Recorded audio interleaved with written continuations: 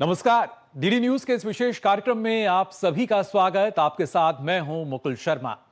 15 अगस्त भारत के इतिहास का सबसे महत्वपूर्ण दिन, क्योंकि इसी दिन को 1947 में ब्रिटिश शासन से भारत को आजादी मिली थी।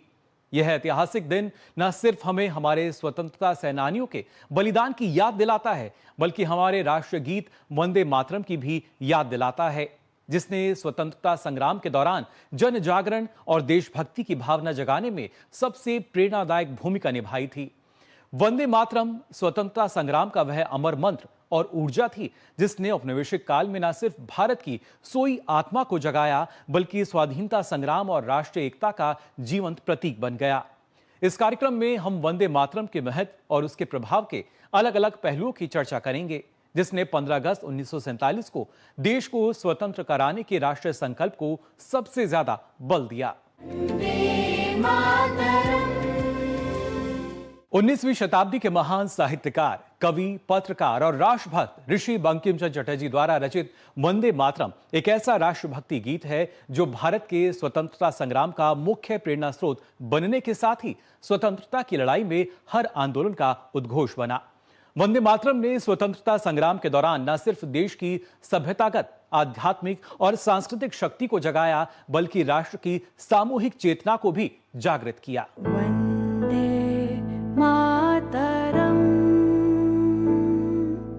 वंदे मातरम। आज से 150 साल पहले महान बांग्ला साहित्यकार और राष्ट्रप्रेमी बंकिम चंद्र चटर्जी द्वारा लिखा गया वंदे मातरम गीत आजादी के संघर्ष के दिनों में न केवल भारत के स्वतंत्रता संग्राम का प्रतीक बन गया, बल्कि करोड़ों देशवासियों में देशभक्ति के प्राण भी फूंके। वंदे मातरम की रचना ब्रिटिश सत्ता के विरोध और देश प्रेम की भावना से ओतप्रोत एक ऐसी कहानी है जिसने स्वतंत्रता संघर्ष को नए आयाम दिए।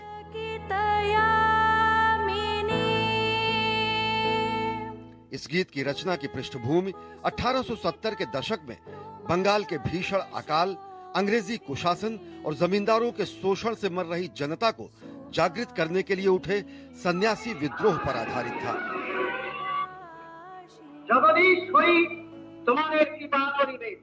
वंदे मातरम प्रसिद्ध उपन्यास आनंद मठ का एक भाग है। दरअसल गुलामी के दिनों में ब्रिटिश सरकार ने एक तुगलकी फरमान जारी करते हुए कहा कि भारत में गॉड सेव द क्वीन नामक विदेशी गीत गाया जाएगा। राष्ट्रवादियों ने ब्रिटिश सरकार द्वारा थोपे जाने वाले इस औपनिवेशिक गीत को अपनाने से साफ इनकार कर दिया। गुलामी के प्रतीक ब्रिटिश सरकार के इस फैसले के विरोध में बंकिम चंद्र चटर्जी ने 7 नवंबर 1875 को अक्षय नवमी के दिन देशभक्ति गीत वंदे मातरम की रचना की।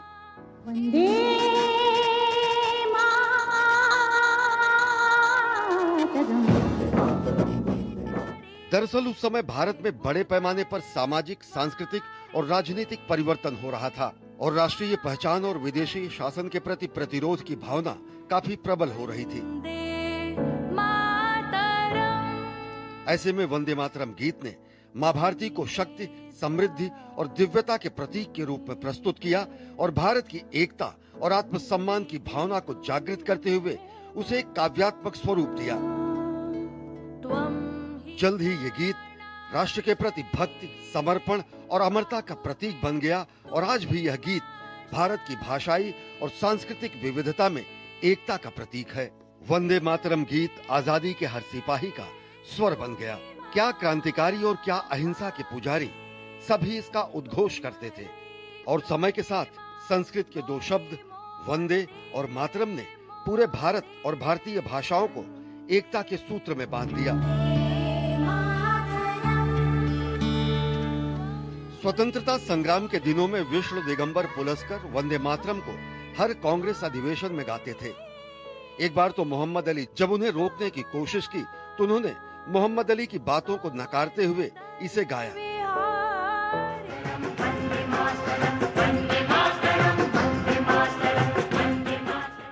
और जब देश आजाद हुआ तो 15 अगस्त 1947 को ओंकारनाथ ठाकुर ने वंदे मातरम गीत गाकर आजादी का स्वागत किया। आजादी का प्रतीक और हमारे स्वतंत्रता संघर्ष की निशानी इस राष्ट्रीय गीत का अनेक भाषाओं में अनुवाद किया गया। प्रख्यात लेखक, कवि और स्वतंत्रता सेनानी सुब्रमण्यम भारती ने इसका तमिल में अनुवाद किया। स्वर कोकिला लता मंगेशकर ने कन्नड़ भाषा में वंदे मातरम की शानदार प्रस्तुति दी है। स्वतंत्रता की 50वीं वर्षगांठ के अवसर पर स्वस्थ न होने के बावजूद पंडित भीमसेन जोशी ने संसद भवन के सेंट्रल हॉल में खड़े होकर वंदे मातरम गीत गाया। वंदे मातरम सिर्फ दो शब्द नहीं, बल्कि राष्ट्रवाद की एक ऐसी गहरी भावना है जिसने कक्षाओं की चारदीवारी से निकलकर आंदोलनों और जेलों तक का सफर तय किया। जुलूस, मार्च और आंदोलन के दौरान छात्रों द्वारा लगाए गए वंदे मातरम के नारे ने साम्राज्यवादी ताकतों की नींद उड़ा दी और इस गीत को शैक्षिक और राष्ट्रीय पहचान का हिस्सा बना दिया।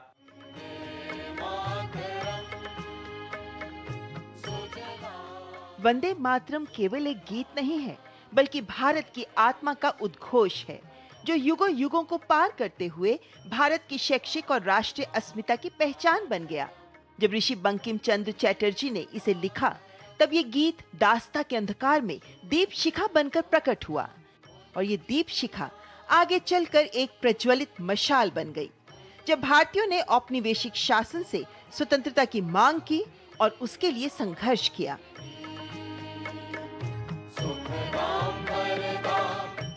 उन्नीस 1905 में जब लॉर्ड कर्जन ने बंगाल विभाजन किया, तब उसके विरोध में वंदे मातरम न केवल प्रमुख स्वर बना, बल्कि भारत की एकता, अखंडता और समृद्धि की संकल्पना का प्रतीक भी बन गया।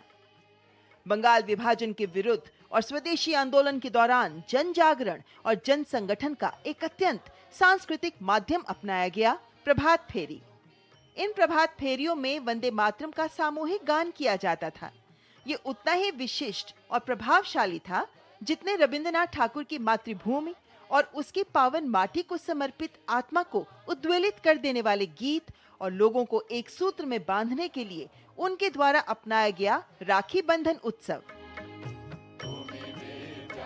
गाने और नारे के तौर पर वंदे मातरम के बढ़ते प्रभाव से घबराकर ब्रिटिश सरकार ने स्वदेशी आंदोलन से छात्रों को अलग रखने के लिए अक्टूबर 1905 में कार्लाइल सर्कुलर जारी किया, जिसमें कहा गया था कि अगर कोई छात्र स्वदेशी सभा में भाग लेगा या वंदे मातरम का नारा लगाएगा तो उसे स्कूल से निकाल दिया जाएगा। साथ ही स्कूलों, कॉलेजों और शैक्षणिक संस्थानों में वंदे मातरम गाने पर मान्यता रद्द करने की चेतावनी दी गई। यही नहीं, नवंबर 1905 में बंगाल के रंगपुर के एक स्कूल में 200 छात्रों पर 5-5 रुपए का जुर्माना सिर्फ इसलिए लगाया गया क्योंकि उन्होंने वंदे मातरम गाया था। लेकिन ब्रिटिश हुकूमत की तमाम चेतावनी और यातनाओं के बावजूद छात्रों ने जुलूस निकाले और वंदे मातरम का गायन किया। कलकत्ता के स्कूलों और कॉलेजों में पढ़ने वाले छात्रों ने सड़कों पर मार्च किया, जिनके हाथों में तख्तियां थीं और होठों पर वंदे मातरम। बंगाल के क्रांतिकारियों के लिए वंदे मातरम केवल एक गीत नहीं, बल्कि प्रेरणा का मंत्र और राष्ट्र के लिए सर्वोच्च बलिदान की उद्घोषणा बन गया। वे फांसी के फंदे तक पहुंचते हुए भी वंदे मातरम का जय घोष करते थे और अंत में लड़ते हुए उसी का उच्चारण करते थे। यहाँ तक कि जब उन्हें काला पानी की सजा देकर अंडमान की कुख्यात सेल्युलर जेल ले जाया जाता था, तब भी वे निर्भीक होकर वंदे मातरम गाते थे। एक अटूट आस्था, अदम्य साहस और बलिदान की अमर गाथा के रूप में। स्वतंत्रता के बाद वंदे मातरम स्कूलों, कॉलेजों की प्रार्थनाओं का हिस्सा बना। पाठ्य पुस्तकों में इसके इतिहास को जगह मिली और सांस्कृतिक कार्यक्रमों में ये गीत राष्ट्र निर्माण का प्रतीक बना। आज Vande Mataram digital classrooms, NCC camps और विश्वविद्यालय समारोहों में गूंजने के साथ ही हर भारतीय के दिल में गूंजता है। अब ये केवल अतीत की याद नहीं है, बल्कि नागरिक कर्तव्य का संदेश है।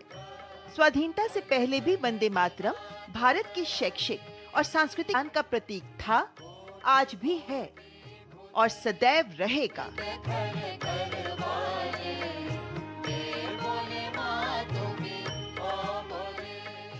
बंगाल की माटी से उठे वंदे मातरम की गूंज ने भारत के राष्ट्रीय और क्षेत्रीय आंदोलनों में एकता, राष्ट्रवाद और औपनिवेशिक प्रतिरोध के शक्तिशाली प्रतीक के रूप में महत्वपूर्ण भूमिका निभाई। ब्रिटिश अत्याचार और दमन के बावजूद इस गीत ने भारत की विरासत और सभ्यतागत गौरव की ऐसी अलख जगाई कि पूरब से पश्चिम और उत्तर से दक्षिण तक वंदे मातरम हर भारतीय का संकल्प बन गया।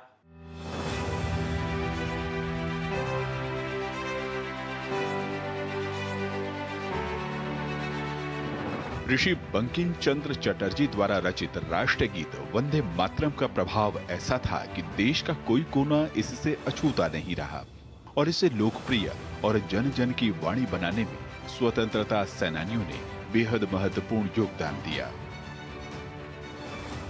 जैसे लाला लाजपत राय ने इसे उत्तर भारत और पंजाब में राष्ट्रीय आंदोलन में एक शक्तिशाली नारा बनाया। बाल गंगाधर तिलक ने पश्चिम भारत और महाराष्ट्र में वंदे मातरम को जन जन तक पहुंचाया और इसे स्वराज आंदोलन से जोड़ा। बिपिन चंद्र पाल, जो वंदे मातरम के प्रमुख प्रचारकों में से थे, उन्होंने इसे बंगाल विभाजन के विरोध प्रदर्शनों में एक प्रमुख नारा बना दिया।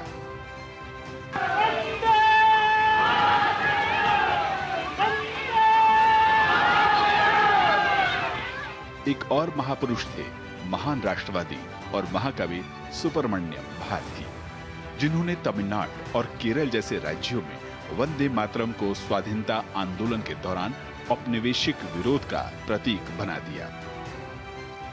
सुब्रमण्यम भारती ने अपनी कविताओं के माध्यम से लोगों को स्वतंत्रता आंदोलन में शामिल होने और देश की स्वतंत्रता के लिए सक्रिय रूप से काम करने के लिए प्रेरित किया।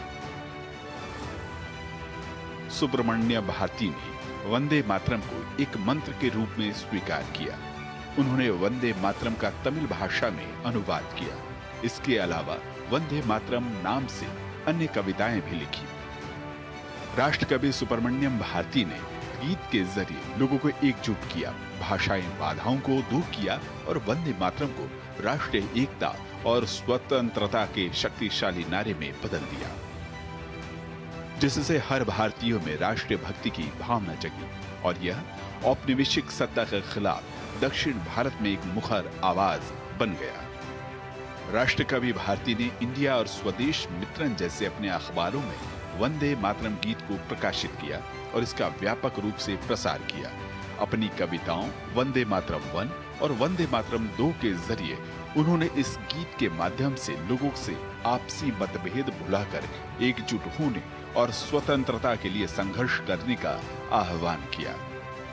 सुब्रमण्य भारती ने उत्तर और दक्षिण भारत के बीच भाषाई और सांस्कृतिक एकता के सेतु के रूप में काम किया और वंदे मातरम को दक्षिण में लोकप्रिय बनाने का काम किया। औपनिवेशिक शासन के खिलाफ उनके क्रांतिकारी लेखन और वंदे मातरम के प्रसार से बौखलाकर ब्रिटिश सरकार ने उनके अखबारों पर प्रतिबंध लगा दिया। उन्हें पौंडीचेरी से निर्वासित होना पड़ा। हालांकि अंग्रेजों की इन दमनकारी गतिविधियों से उनकी लोकप्रियता और ज्यादा बढ़ी। सुब्रमण्य भारती की राष्ट्रभक्ति से ओतप्रोत कई तमिल गीतों में वंदे मातरम के प्रति श्रद्धा साफ झलकती है।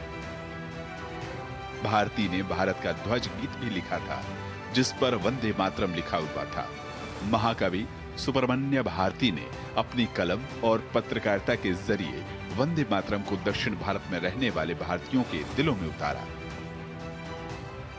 जिससे यह ब्रिटिश सत्ता के विरोध में भारतीय स्वतंत्रता संग्राम का एक शक्तिशाली प्रतीक बन गया। वंदे मातरम वह मजबूत कड़ी है जो इस महान राष्ट्र और इसकी समस्त संतान को एक सूत्र में बांधता है। चाहे दक्षिण हो, पश्चिम हो या उत्तर हो, पूरब से उठी चिंगारी ने हर भारतीय के भीतर राष्ट्रवादी चेतना को प्रज्वलित किया। वंदे मातरम ने जीवन के हर क्षेत्र के लोगों को स्वतंत्रता आंदोलन से जुड़ने के लिए प्रेरित किया और स्वतंत्रता के बाद राष्ट्र निर्माण के महायज्ञ के लिए भी प्रेरणा दी। वंदे मातरम से प्रेरित होकर मां भारती की संतानों ने अपनी मातृभूमि के लिए अपना जीवन समर्पित कर दिया। आज 150 वर्षों बाद भी वंदे मातरम उतना ही प्रभावशाली है, उतना ही काव्यात्मक है और उतना ही प्रेरणादायी है जितना यह स्वतंत्रता आंदोलन के दिनों में था। राष्ट्रीय गीत वंदे मातरम और राष्ट्रीय ध्वज तिरंगे का गहरा सांस्कृतिक आध्यात्मिक संबंध रहा है। वंदे मातरम में जहां भारत के वैभव, विशालता और प्रचुर संसाधनों को दर्शाया गया है, वही बात तिरंगे के हरे रंग और केसरिया द्वारा भी जताया गया है। तिरंगे को राष्ट्रीय ध्वज और वंदे मातरम को राष्ट्रीय गीत के रूप में अपनाने से पहले से ही दोनों स्वाधीनता की लड़ाई और मातृभूमि से गहरे जुड़ाव के प्रतीक रहे हैं।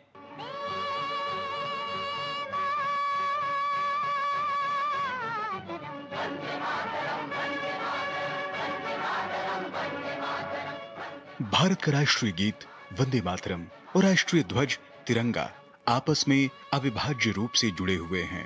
स्वतंत्रता आंदोलन के दौरान वंदे मातरम ने जहां भावनात्मक और आध्यात्मिक आधार प्रदान किया, वहीं उस दौर में विकसित होता तिरंगा दृश्य प्रतीक बना।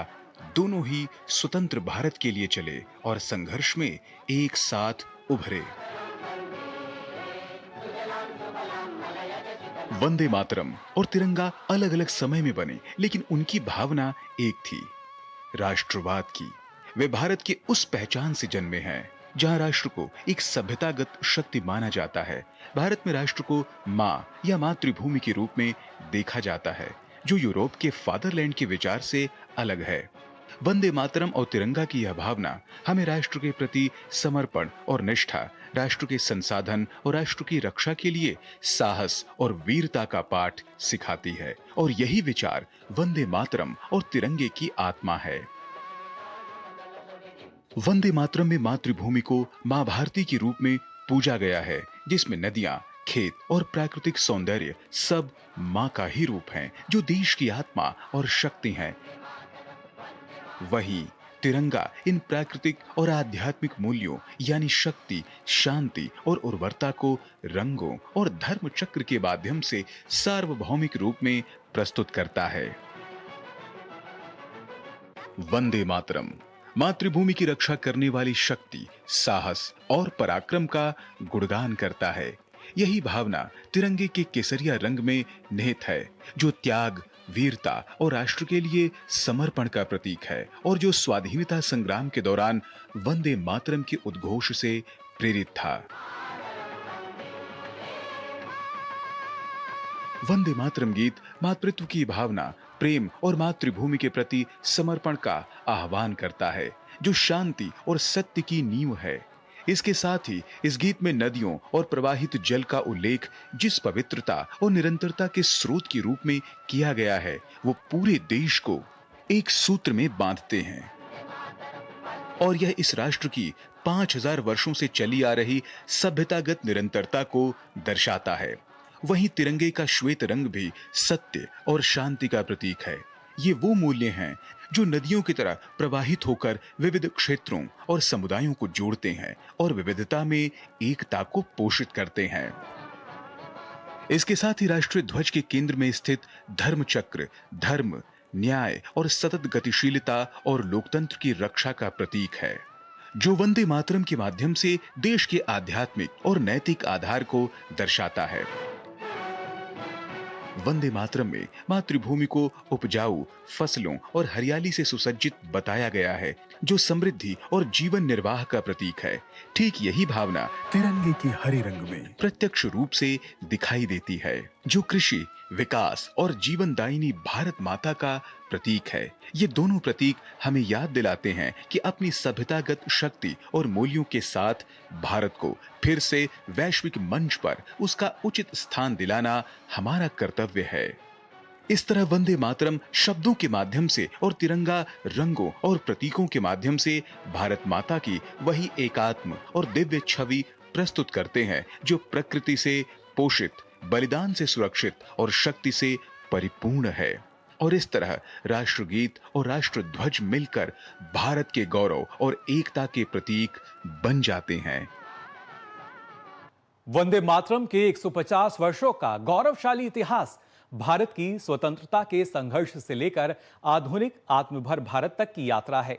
यह यात्रा ऋषि बंकिम चंद्र चटर्जी द्वारा लिखित आनंद मठ से शुरू होकर 1896 में पहली बार गुरुदेव रविन्द्रनाथ टैगोर द्वारा गाए जाने और फिर पूरे राष्ट्र में वंदे मातरम के सामूहिक गायन के माध्यम से राष्ट्र की एकता और राष्ट्रभक्ति के रूप में प्रतिध्वनित होती रही है और आगे भी होती रहेगी।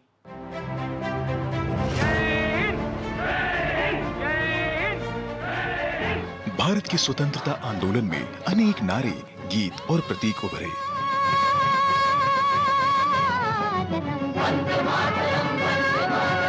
लेकिन वंदे मातरम जैसा व्यापक, गहन और दीर्घकालिक प्रभाव किसी और रचना का नहीं रहा।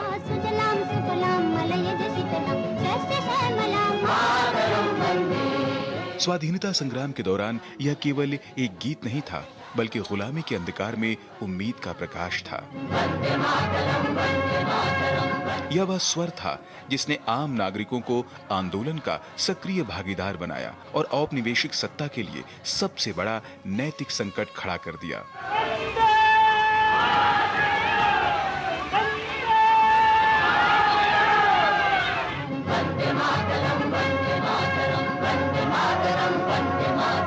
ऋषि बंकिम चंद्र चटर्जी द्वारा 1875 में रचित वंदे मातरम की अमिट विरासत समय की सीमाओं से परे आज भी उतनी ही सशक्त और उज्जवल है जितना 150 वर्ष पहले था।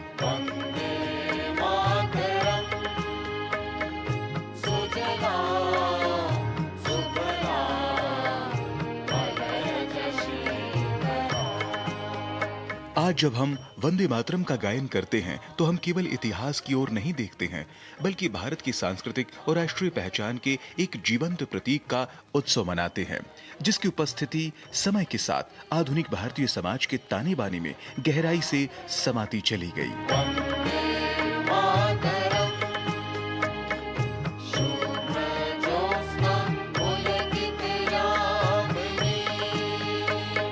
अपने 150 वर्षों के इतिहास और सफर में वंदे मातरम पूरे सम्मान और गर्व के साथ असंख्य रूपों में गूंजता रहा और आज भी गूंजता है।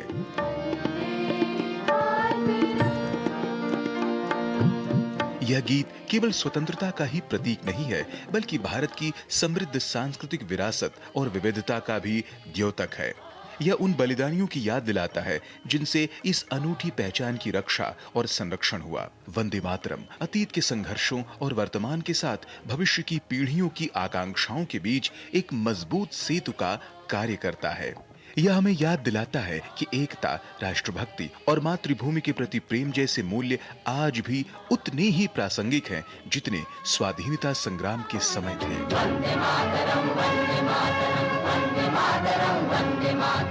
वंदे मातरम का सांस्कृतिक प्रभाव तो अत्यंत विशाल है।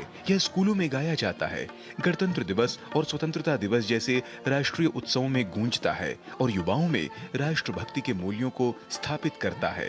अपने 150 वर्षों के गौरवशाली इतिहास और गरिमामय यात्रा के दौरान वंदे मातरम ने भारत को बोलना सिखाया, खड़ा होना सिखाया और बलिदान का अर्थ समझाया। यही कारण है कि यह गीत केवल स्मृति नहीं बल्कि सांस्कृतिक स्तंभ है, जो अपने जन्म के समय से ही हमारी राष्ट्रीय एकता, गौरव और संस्कृति को आकार दे रहा है। तो जाना आपने, वंदे मातरम केवल इतिहास का पन्ना नहीं बल्कि भारत की जीवित भावना है। एक ऐसा स्वर जो भारत की एकता, बलिदान और सांस्कृतिक निरंतरता का संदेश देता है। वंदे मातरम ने स्वराज, आत्मशासन और आत्मनिर्भरता की भावना को जन्म दिया, जो आज भी उतनी ही प्रासंगिक है जितनी पहले थी।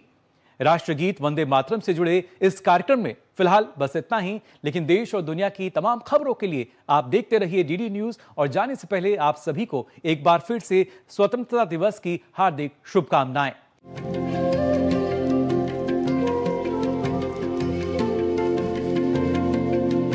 वन्दे मातरम्।